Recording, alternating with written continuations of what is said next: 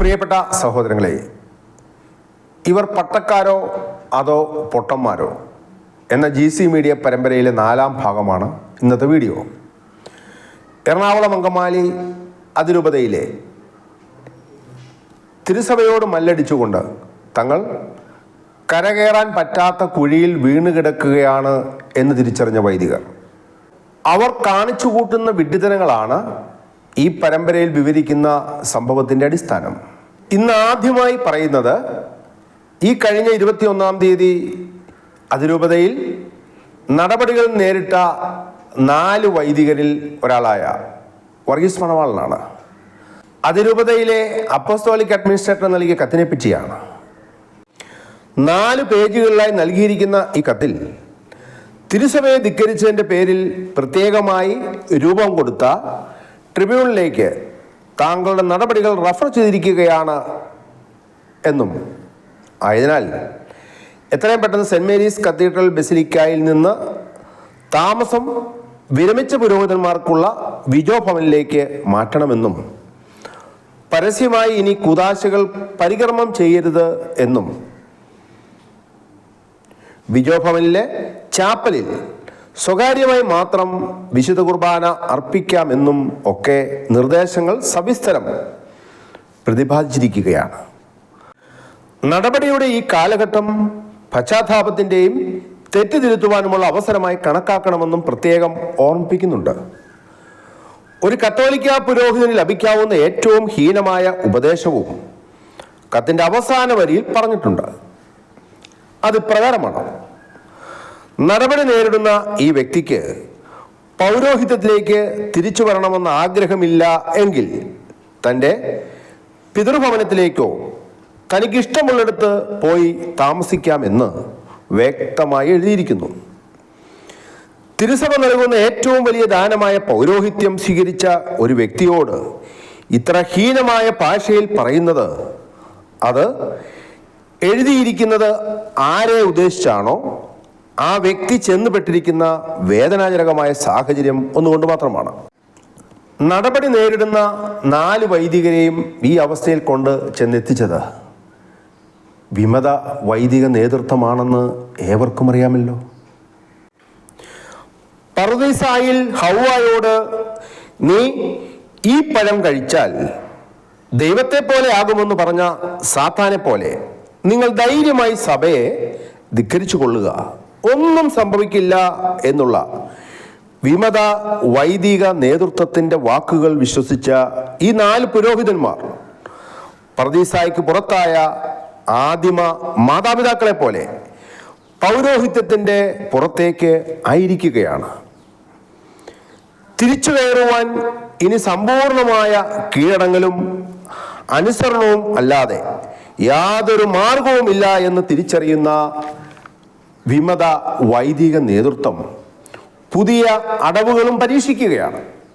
ജനുവരി ആദ്യ ആഴ്ചയിൽ തുടങ്ങുന്ന സീറോ മലബാർ സഭയുടെ സിനഡിൽ തങ്ങൾക്ക് എന്തെങ്കിലുമൊക്കെ പിടിച്ചു നിൽക്കുവാൻ പാകത്തിൽ ചർച്ചയാവണമെന്നുള്ള പ്രതീക്ഷയോടെ നിരാഹാര പ്രാർത്ഥന യജ്ഞം ആരംഭിക്കുകയാണത്രേ.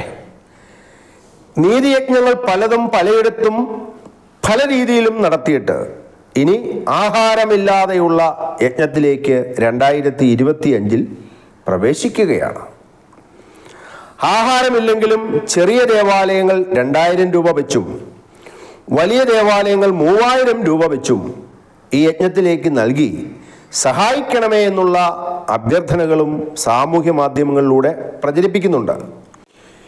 ഈ യജ്ഞത്തിൻ്റെ ആലോചന 2-ാം തീയതി കരയാമ്പറമ്പ് ദേവാലയത്തിൽ വെച്ച് ചേർന്നതായി അറിയുന്നു. വിമതരുടെ മാർ പപ്പ കുര്യാക്കോസ് മുണ്ടാടൻ നിലവിലെ സാഹചര്യങ്ങളിൽ നിന്ന് മോചിതരാകുവാൻ വേണ്ടി എല്ലാവരും സഹനങ്ങൾ നേരിടേണ്ടി വരുമെന്നുമൊക്കെ പറഞ്ഞ് ജാമ്യമെടുത്തിരിക്കുന്നു. കാരണം തിരുപ്പട്ടം നഷ്ടമായാൽ പോകാനുള്ള 2 സ്ഥലങ്ങൾ, ഒന്ന് പിതൃഭവനവും രണ്ടാമതായി ഇഷ്ടമുള്ള സ്ഥലവുമാണ് എന്ന് പറഞ്ഞിട്ടുണ്ടെങ്കിലും പിതൃഭവനത്തിലേക്ക് തങ്ങൾക്ക് പ്രവേശനം കിട്ടുകയില്ല എന്ന് ഓരോ വിമത വൈദികരും നന്നായി തിരിച്ചറിയുന്നുണ്ട്. പിന്നെ ഇഷ്ടമുള്ള സ്ഥലം ധാരാളം ഉണ്ടെങ്കിലും ലോഹ ശരീരത്തിൽ നിന്ന് ഊരിക്കഴിഞ്ഞാൽ അവിടേക്ക് പോകാനുള്ള കാശിനുള്ള വരുമാനം നിലയ്ക്കും എന്നവരെ തുറച്ചു നോക്കുന്നു. അതുകൊണ്ടാണ് മാർ പപ്പ മുണ്ടാടൻ മുൻകൂറായി ജാമ്യം എടുത്തിരിക്കുന്നത്.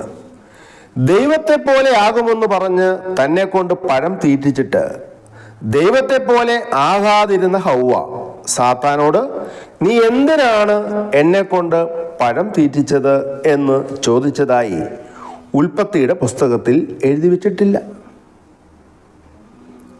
എന്ന് പറഞ്ഞതുപോലെ വിമത വൈദികരും തന്നോട് ആ രീതിയിലുള്ള ചോദ്യങ്ങൾ ഒന്നും ചോദിക്കരുതേ എന്ന് മുൻകൂട്ടി മാർ പപ്പ കുര്യാക്കോസ് തൻ്റെ ഗണങ്ങളെ ഉത്ബോധിപ്പിച്ചിരിക്കുകയാണ്. ജനുവരി 8, 9, 10 തീയതികളിൽ വിവിധ സ്ഥലങ്ങളിലായി നടത്തപ്പെടുന്ന അല്ലെങ്കിൽ നടത്തപ്പെടുവാൻ തീരുമാനിച്ചിരിക്കുന്ന നിരാഹാര യജ്ഞം കൊണ്ട് ഫലങ്ങളുണ്ടായില്ല എങ്കിൽ കാക്കനാടുള്ള സഭാ ആസ്ഥാനം ഉപരോധിക്കുന്നതിനെ പറ്റിയും വിമതർ ചിന്തിക്കുന്നുണ്ടത്രേ. പല പല യജ്ഞങ്ങളിലൂടെ അതിൻ്റെ ഭാഗമായി ഇതുപോലെയുള്ള ഉപരോധങ്ങൾ നടത്തിയിട്ടുണ്ടെങ്കിലും മറ്റൊന്നും ചെയ്യുവാൻ ഇല്ലാത്ത സ്ഥിതിക്ക് ഒരു ഉപരോധം കൂടി ആവാം എന്നുള്ളതാണ് ഇതിൻ്റെ പിന്നിലെ ചേതോവികാരം എന്ന് വിശ്വാസികൾ തിരിച്ചറിയുന്നുണ്ട്. ഏതായാലും വിശ്വാസം നഷ്ടപ്പെട്ട് ഭക്തിയുടെ പേരിൽ കോപ്രായങ്ങൾ കാണിച്ച് വിശ്വാസികളെ പറ്റിച്ച് ഓരോ ദിവസവും തള്ളി നീക്കുന്ന ഈ വിമത പുരോഹിതർ ഗത്യന്തരമില്ലാതെ ഇനിയും യജ്ഞങ്ങൾ തുടർന്നുകൊണ്ടേയിരിക്കും. ഇതിനിടയിൽ പുതിയ ഒരു പോസ്റ്റർ സാമൂഹ്യ മാധ്യമങ്ങളിൽ വിമതർ പ്രചരിപ്പിക്കുന്നുണ്ട്. 14 ക്രിമിനൽ കേസുകളിലെ പ്രതിയായ എറണാകുളം അങ്കമാലി അതിരൂപതയുടെ ചാൻസലർ ജോഷി പുതുവ അച്ഛനെ പറ്റിയുള്ള പോസ്റ്ററാണ് അത്. എന്തുകൊണ്ട് 14? എന്തുകൊണ്ട് 10, 20 ക്രിമിനൽ കേസുകൾ എന്ന് പറയുന്നില്ല? ഇതിനുള്ള വിശദീകരണങ്ങൾ ഒന്നുമില്ല.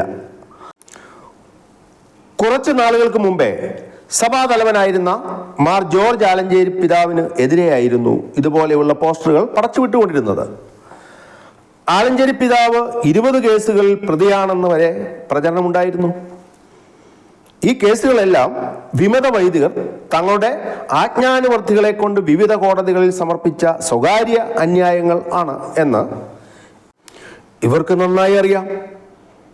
തങ്ങൾ പറയുന്നത് തങ്ങൾ പോലും വിശ്വസിക്കുകയില്ല എങ്കിൽ പരമാവധി അപവാദം പ്രചരിപ്പിച്ച് തങ്ങൾക്ക് ആവർത്തിച്ച് ഉരിയാടുവാൻ എന്തെങ്കിലുമൊക്കെ പാകം ചെയ്യുന്നതിൻ്റെ ഭാഗമായിട്ടാണ് ഇതുപോലെയുള്ള പ്രചരണങ്ങൾ സാമൂഹ്യ മാധ്യമങ്ങളിലൂടെ പുറത്തിറക്കിക്കൊണ്ടിരിക്കുന്നത്. കാനോൻ നിയമ വ്യവസ്ഥകൾ പരിപൂർണമായി പാലിച്ചുകൊണ്ട് ഇപ്പോൾ വിമത വൈദികർക്ക് നേതൃത്വം നൽകുന്ന മാർ പപ്പ ഉൾപ്പെടെയുള്ള പുരോഹിതന്മാർ അംഗങ്ങളായ കാനോനിക സമിതികൾ ചർച്ച ചെയ്ത് തീരുമാനമെടുത്ത് മിനിറ്റ്സിൽ രേഖപ്പെടുത്തി നടത്തിയ അതിരൂപതയുടെ 3 ഏക്കർ ഭൂമി വിൽപ്പനയെ സംബന്ധിച്ച കേസിനോട് അനുബന്ധിച്ചാണ് ഈ അപവാദ പ്രചരണങ്ങളെന്ന് എല്ലാവർക്കും അറിയാം. വാർത്ത പുറത്തു വന്ന ഉടനെ ചേർത്തലയിലുള്ള സാധാരണ വരുമാനം മാത്രമുള്ള ഷൈൻ വർഗീസ് എന്ന് പറയുന്ന ആളാണ് ആദ്യമായി മാർ ജോർജ് ആലഞ്ചേരി പിതാവിനും ജോഷി പുതുവ അച്ഛനും എതിരായി സ്വകാര്യ അന്യായം കൊടുക്കുന്നത്. പിന്നാലെ പെരുമ്പാവൂരുള്ള ജോഷി വർഗീസ് തേലേക്കാടൻ, ആലുവ പ്രസന്നപുരത്തുള്ള പാപ്പച്ചൻ ആത്തപ്പള്ളി ഒക്കെ കേസുകളുമായി കോടതിയെ സമീപിക്കുകയാണ്. ജോഷി വർഗീസ് തേലേക്കാടൻ മരട് കോടതിയിൽ കൊടുത്ത കേസ് പിൻവലിച്ച് 7 വ്യത്യസ്ത കേസുകളായി കാക്കനാട് മജിസ്ട്രേറ്റ് കോടതിയിൽ വീണ്ടും കേസുകൾ സമർപ്പിക്കുകയാണ്. ഇതെല്ലാം സ്വകാര്യ അന്യായങ്ങൾ. ഷൈൻ വർഗീസും പാപ്പച്ചൻ ആത്തപ്പള്ളിയും എറണാകുളം ജുഡീഷ്യൽ മജിസ്ട്രേറ്റ് കോടതിയിൽ നൽകിയ സ്വകാര്യ അന്യായങ്ങളാണ് കോടതി നിർദ്ദേശപ്രകാരം പോലീസ് അന്വേഷിക്കുകയും എറണാകുളം അങ്കമാലി അതിരൂപതയിൽ നടന്ന 3 ഏക്കർ ഭൂമി വിൽപ്പന എല്ലാ നടപടിക്രമങ്ങളും പാലിച്ചാണെന്നും അതിൽ അതിരൂപതയ്ക്ക് യാതൊരു വിധത്തിലുമുള്ള നഷ്ടവും സംഭവിച്ചിട്ടില്ല എന്നും നിലവിലുള്ള മാർക്കറ്റ് വില അനുസരിച്ച് അതിരൂപതയ്ക്ക് ലഭിക്കുവാനുള്ള പണത്തിന് പകരമായി ലഭിച്ച ഈട് ഭൂമിയുടെ വില കണക്കാക്കിയാൽ ലാഭം മാത്രമേ ഉള്ളൂ എന്നും ആയതിനാൽ ഈ കേസ് റദ്ദ് ചെയ്ത് തീർപ്പാക്കണമെന്നും പോലീസ് ചീഫ് ജുഡീഷ്യൽ മജിസ്ട്രേറ്റ് കോടതിയിൽ റിപ്പോർട്ട് നൽകിയിട്ട് 3 വർഷങ്ങളായി. അതിൻ്റെ മേൽ തങ്ങൾക്ക് പരാതി ഉണ്ടെന്നും ആ പരാതി അനുസരിച്ചുള്ള പ്രൊട്ടസ്റ്റ് കംപ്ലൈൻറ്റ് സമർപ്പിക്കുവാൻ സമയം തരണമെന്നും ആവശ്യപ്പെട്ട് 3 വർഷക്കാലത്തിലധികമായി ഷൈൻ വർഗീസിൻ്റെയും പാപ്പച്ചൻ ആത്തപ്പള്ളിയുടെയും അഭിഭാഷകർ സമയം നീട്ടിച്ചോദിച്ചുകൊണ്ടിരിക്കുകയാണ്. കാക്കനാട് കോടതിയാവട്ടെ ഈ കഴിഞ്ഞ മാസം പരാതിക്കാരി വിസ്തരിക്കുകയും എന്തടിസ്ഥാനത്തിലാണ് ഈ പരാതി സമർപ്പിച്ചത് എന്ന് ആവർത്തിച്ച് അഭിഭാഷകൻ ചോദിക്കുകയും ചെയ്തു. തനിക്കിതിനെപ്പറ്റി നേരിട്ട് അറിവുകളൊന്നുമില്ല എന്നും കേട്ടറിഞ്ഞതിൻ്റെ അടിസ്ഥാനത്തിലാണ് താൻ ഈ പരാതി കൊടുത്തത് എന്നും എത്ര രൂപ അതിരൂപതയ്ക്ക് നഷ്ടപ്പെട്ടത് എന്ന് തനിക്ക് അറിയില്ല എന്നും അതിരൂപതയുടെ ഓഡിറ്റർ ഈ ഭൂമി ഇടപാടിൽ നഷ്ടമൊന്നും ഉണ്ടായിട്ടില്ല എന്നും പറഞ്ഞിട്ടുള്ളതായി തനിക്ക് അറിവില്ല എന്നും അങ്ങനെയുള്ള ഓഡിറ്റിനെ പറ്റി തനിക്ക് യാതൊന്നും അറിയില്ല എന്നുമൊക്കെയാണ് കോടതിയിൽ മൊഴി കൊടുത്തിരിക്കുന്നത്. ചുരുക്കി പറഞ്ഞാൽ വിയറ്റ്നാം കോളനിയിൽ ശങ്കരാടി കാണിക്കുന്നത് പോലെ ജോഷി വർഗീസ് തേലേക്കാടിൻ്റെ കയ്യിൽ ആകപ്പാടെയുള്ള രേഖ അയാളുടെ കൈവെള്ളയിലെ രേഖകൾ മാത്രമാണ്. ക്രിമിനൽ പ്രൊസീജിയർ കോഡിൻ്റെ 190-ാം വകുപ്പ് അനുസരിച്ച് നൽകപ്പെടുന്ന സ്വകാര്യ അന്യായങ്ങൾ യഥാർത്ഥ വസ്തുതകളുടെ അടിസ്ഥാനത്തിലായിരിക്കണമെന്നും അങ്ങനെയല്ലാത്ത പരാതികൾ കോടതികൾ തള്ളിക്കളയണമെന്നും നിയമം പറയുമ്പോൾ തനിക്കെതിരെ കെട്ടിച്ചമച്ച കേട്ടറിവിൻ്റെ അടിസ്ഥാനത്തിൽ മാത്രം നൽകിയിരിക്കുന്ന ഈ പരാതികൾ തള്ളിക്കളയണമെന്ന് ബഹുമാനപ്പെട്ട ജോഷി പുതുവ അച്ഛൻ കോടതിയോട് അഭ്യർത്ഥിച്ചാൽ ബഹുമാനപ്പെട്ട അച്ഛന് എതിരെ സമർപ്പിക്കപ്പെട്ടിരിക്കുന്ന എല്ലാ സ്വകാര്യ അന്യായങ്ങളും അറബിക്കടലിലേക്ക് വലിച്ചെറിയപ്പെടുമെന്നുള്ളത് സുനിശ്ചിതമായ കാര്യമായി മാറിയിരിക്കുകയാണ്. തുടക്കം മുതൽ തന്നെ വളരെ അലക്ഷ്യമായ രീതിയിൽ കൈകാര്യം ചെയ്ത് നടത്തപ്പെട്ട ഈ ഭൂമിയെ സംബന്ധിച്ച കേസുകൾ ഇനിയെങ്കിലും ശുഷ്കാന്തിയോടെ നടത്തുവാൻ ബഹുമാനപ്പെട്ട ജോഷി അച്ഛൻ ശ്രമിക്കുമെന്ന് നമുക്ക് പ്രത്യാശിക്കാം. ഏതായാലും വിമത വൈദികർ വിശ്വാസികൾക്കായി ഒരുക്കിക്കൊണ്ടിരിക്കുന്ന വിഡ്ഢിത്തരങ്ങൾ അറുതിയില്ലാതെ മുന്നോട്ട് നീങ്ങുമ്പോൾ ഇവരുടെ പൊട്ടത്തരങ്ങളുമായി വീണ്ടും എത്താം എന്നുള്ള ഉറപ്പോടെ നിർത്തുകയാണ്.